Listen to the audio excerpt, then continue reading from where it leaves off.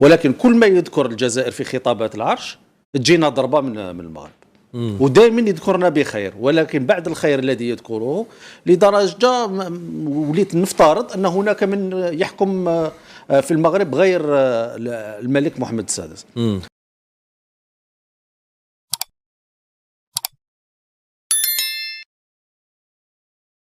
أيضا العاهل المغربي محمد السادس أكد مساء الثلاثاء استعداد بلاده لحوار صريح وأخوي مع الجزائر بشأن القضايا العالقة بينهما، وهذا في خطاب بمناسبة ذكرى جلوسه على العرش. قال محمد السادس: موقفي واضح وثابت، وهو أن الشعب الجزائري شعب شقيق تجمعه بالشعب المغربي علاقات إنسانية وتاريخية عريقة تربطهما أواصر اللغة والدين والجغرافيا والمصير المشترك. لذلك حرصت دوما على مد اليد أشقائنا في الجزائر، وعبرت عن استعداد المغرب لحوار صريح ومسؤول حول مختلف القضايا العالقة. الأزهر ماروك، ما رأيك في خطاب اليد الممدودة؟ هو في الحقيقة يعني هناك فرق شاسع بين الخطب التي تلقى في المناسبات الرسمية وبين الممارسات الحقيقية في الواقع. يبدو أن الخطاب الملك يعني هو خطاب ربما من باب التمني، لكن في الواقع لاحظوا أن هناك يعني سياسات عدائية ضد الجزائر ومنذ الاستقلال. يعني هنا ليس هناك علاقات الآن معقدة، ويعني شهدت العديد من الأزمات إلى درجة قطيعة مثل ما هو الأمر بالعلاقات الجزائرية المغربية.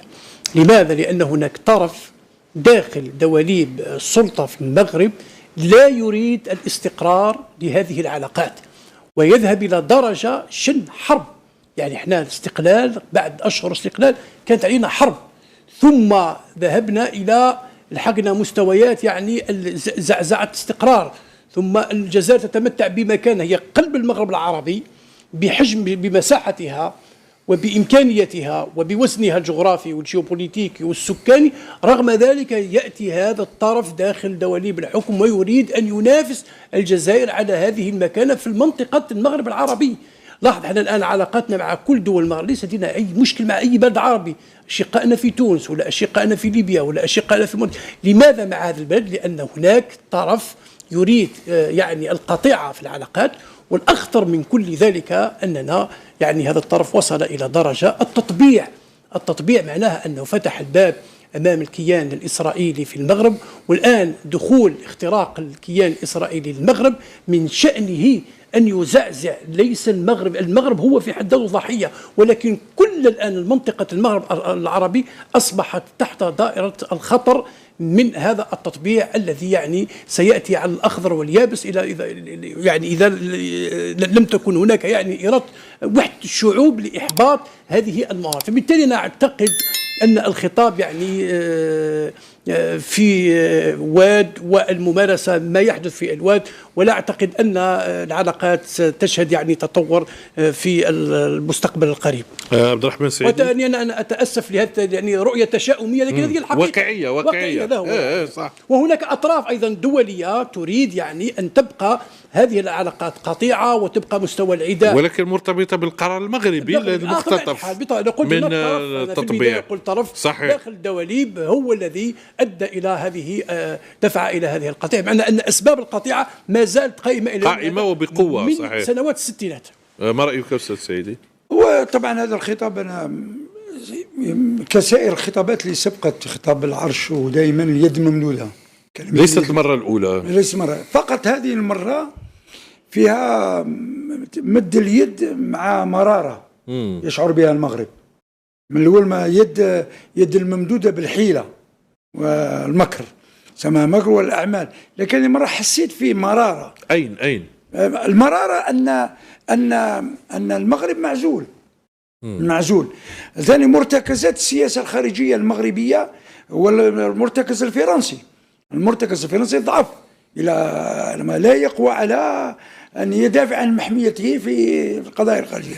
ثانيا الوضع الاجتماعي والاقتصادي اللي تعيشه دولة المغرب هو وضع كارثي إلى درجة. وقبل هذا الخطاب كان الملك يبدو، شفت أنا خبر، التقى مع المحافظ الوالي البنك، المحافظ العام للبنك المركزي المغربي، سما نقولوا دار لقاء مع مولا اللي يسير لاكانيوت فكان يقول بعض التعاليق وبعض التقارير تقول بأن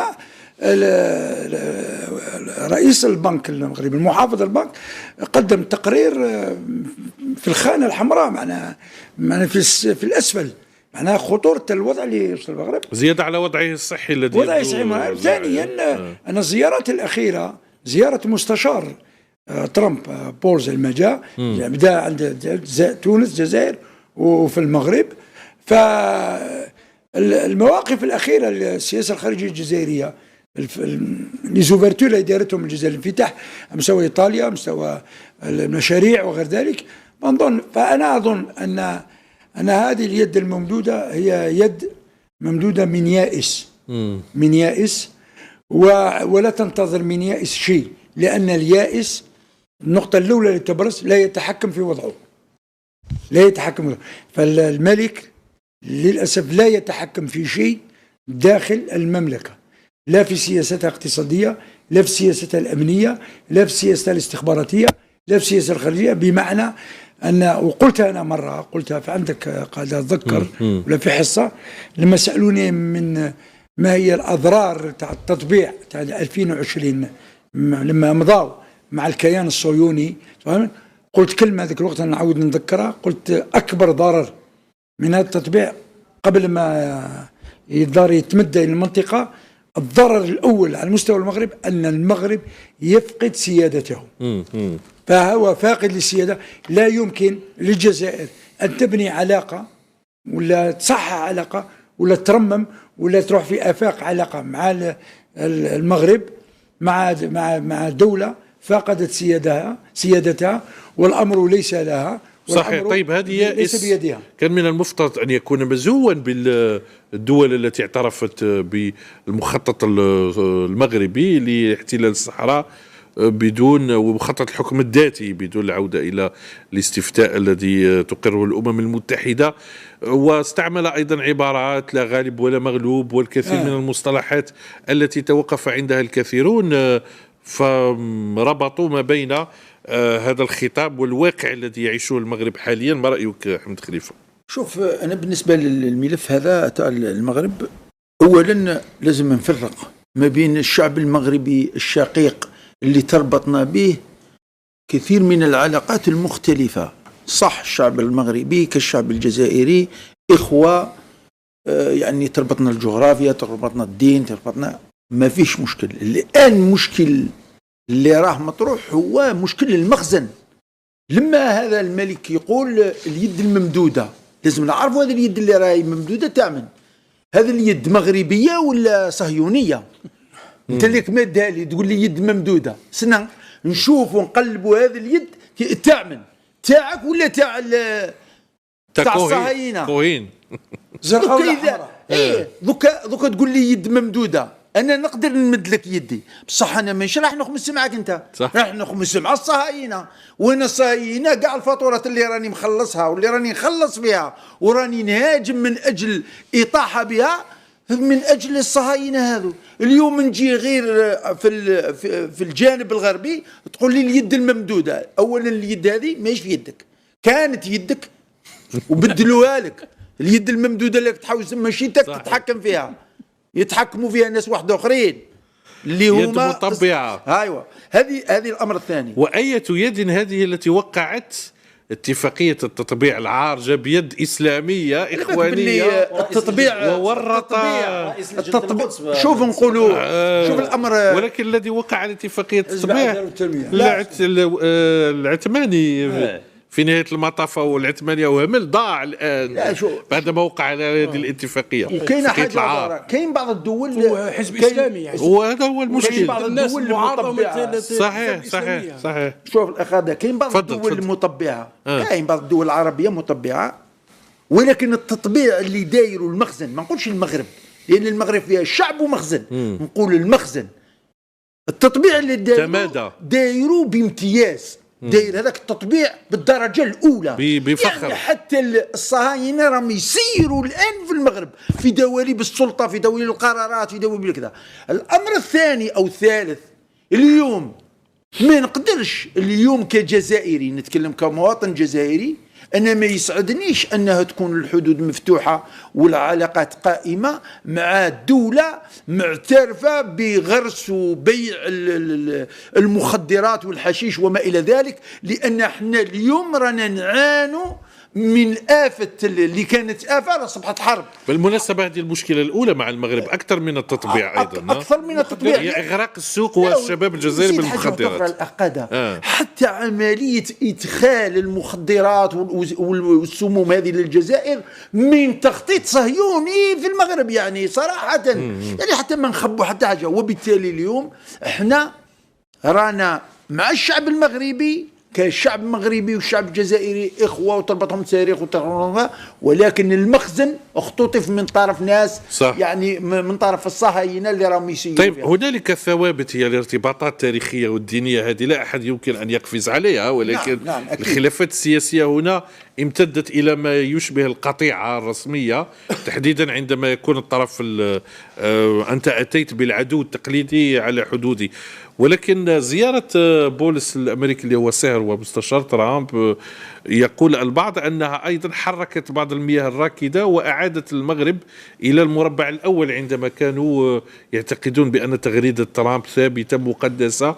فبولس أتى وفتح كل الملفات وقال يمكن للرئيس أن يغير رأيه، طبعا الرئيس ترامب، وأن الأمر مرتبط برضا الصحراويين في نهاية المطاف. كيف تنظر إلى زيارة بولس مع خطاب محمد السادس؟ نبدأ بالخطاب وبعد نروح لزيارة. تفضل. أنا أتابع يعني خطاب العرش منذ سنوات. هذا خطاب العرش منذ سنوات، تحديدا نشوف أنه منذ 2019 إلى اليوم إلى 2025 سنويا محمد السادس يذكر الجزائر، ما ذكرهاش في 2024. في 2024 العام اللي فات ما هدرش علينا في خطاب العرش، ولكن كل ما يذكر الجزائر في خطابات العرش تجينا ضربة من المغرب، ودائما يذكرنا بخير، ولكن بعد الخير الذي يذكره لدرجة وليت نفترض أن هناك من يحكم في المغرب غير الملك محمد السادس. تكلم في 2022 جت بيغاسوس، في 2023 قال بصريح العبارة، قال كلام أكبر من الكلام اللي قالوا منذ أيام، قال أتعهد أن الشر لن يأتي إلى الجزائر من المغرب. صحيح. أيام من بعد قاعدة عسكرية صهيونية على الحدود، وزير الخارجية الإسرائيلي في الرباط يهدد الجزائر في سابقة في تاريخ الشرق الأوسط وشمال إفريقيا. عمره ما كان وزير خارجية الكيان الصهيوني يهدد دولة أخرى من عاصمة دولة عربية، استعملها مع الجزائر من المغرب وغير ذلك من الضربات. وبالتالي انا راني نتوقع ممكن تجينا ضربه اخرى من المغرب في هذا السياق بعد هذا الخطاب. يعني القول حاجه والفعل حاجه واحده اخرى. انا حزين لوضع العلاقات الجزائريه المغربيه، لانه المفروض انه ما يجمعنا مع المغرب اكبر مما يجمعنا مع يكون هناك اتحاد مغاربي قوي. بالطبع هذا عبر التاريخ، يعني التواصل والتشابك الاجتماعي والديمغرافي بين البلدين غير موجود في أي مكان في العالم، وربما نصيبه بين لبنان وسوريا، ولكن باستثناء هذا المثالين التشابك الموجود بين الشعب الجزائري والشعب المغربي عبر التاريخ غير متكرر مع بين أي دولتين أخريات في العالم. تضمن كبير إذا كان اسمح لي الأخ عبد الرحمن، تضمر كبير حتى عند الشعب المغربي، وين وصل الكيان الصهيوني، افراد من الكيان الصهيوني يجوا للمغرب ويخرجوا ناس من سكناتهم. اليوم الشعب المغربي يشتكي هذه الوضعيه وهذا التسيير اللي يعني المفاجئ للسلطات المركزيه، يعني للمخزن اتجاه المواطنين. اصبح اليوم المواطن المغربي يشتكي من وضعه، من التعاملات السيئه من المخزن، وبالتالي اليوم الشعب المغربي راه مغلوب على امره.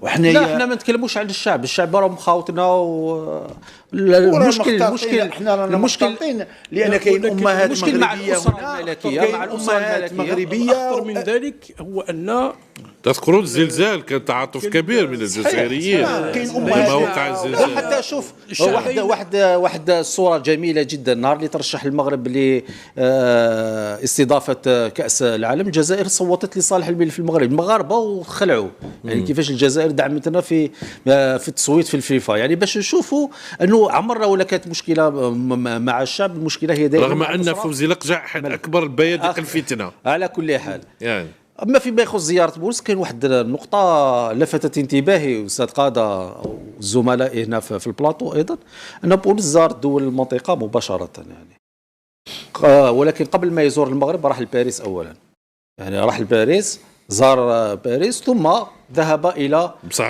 تعرف السبب؟ ها لا هو حسب اذا صدقت انا جون افريك الرئيس تبون كان في ايطاليا ولم يكن يستطيع أن يلتقي، فذهب لساعات إلى فرنسا. عندما دخل الرئيس تبون عائدا من زيارة إلى إيطاليا التقى به. لا قبل ما يذهب للمغرب. قبل المغرب أوكي. قبل المغرب ماشي قبل ما يذهب للمغرب. قبل زيارته المغرب من الجزائر. معلومة أنه ذهب إلى باريس التقى بارو الوزير الخارجية ريتما يعود الرئيس تبون إلى لا هذه مفهومة ماشي نتكلم على هذا الحال، نتكلم عن زيارته للمغرب. أوكي. قبل ما يزور المغرب ذهب إلى باريس أولا. هنا نشوفوا أنه القرار المغربي تتدخل فيه دول أخرى، وأصلا حتى مبادرة الحكم الذاتي هذه ما أطلقها المغرب في 2007 كانت فكرة فرنسية ماريش فكرة مغربية، ولكن تعاست الموقف المغربي أنه يزعم أن الصحراء الغربية هي صحراء مغربية، وينتظر من دول العالم أن تدعمه في ذلك. هذا لما تكون أرضي ما نستناش أنا ترامب ولا بوتين ولا كيم جون إن كاع إلى حب يعني باش يدعمني في هذا القرار. وبولس كان منذ أول تعيينه لما تعين أول مرة كمبعوث لترامب قالها صريحة، قالها بشكل صريح، قال هو يبحث عن حل مقبول من الطرفين، قالها بصريح العبارة. يعني حتى أنه هذه المبادرة الأمريكية بدعم مبادرة الحكم الذاتي هي متوقفة على قبول الشعب الصحراوي. نعم اللي هو الشعب الصحراوي، وبالتالي أنا ما اتفقش مع التحليلات اللي راهي تقول أن ترامب سوف يفرض هذه المبادرة على المنطقة. بالعكس الآن الكرة في ملعب الصحراويين، هم الذين يقررون مصيرهم الذي يبحثون عنه منذ 1973. طيب اتفقنا على أن هذه اليد الممدودة مشكوك فيها وفي طبيعتها وفي نيتها، ونقول هذا بأسف طبعا لأنه هذه مواعيد كلها فرص ضائعة والشعوب صحيح. طيب الأولويات، الأجندة الأولويات بالنسبة إلى المخزن تختلف عن أولوياتنا هذه بنهاية المطاف. الأطراف العربية صحيح تدفع المغرب لزيادة منسوب العداء الجزائر بالمقابل يعني. فيعني هذه الأطراف العربية يعني أطراف تخرب المنطقة العربية وباتت معروفة للجميع صحيح، تخريب أكثر ولا أبالغ إذا قلت أكثر من تخريب الإسرائيلي للأسف الشديد. للأسف الشديد. كاين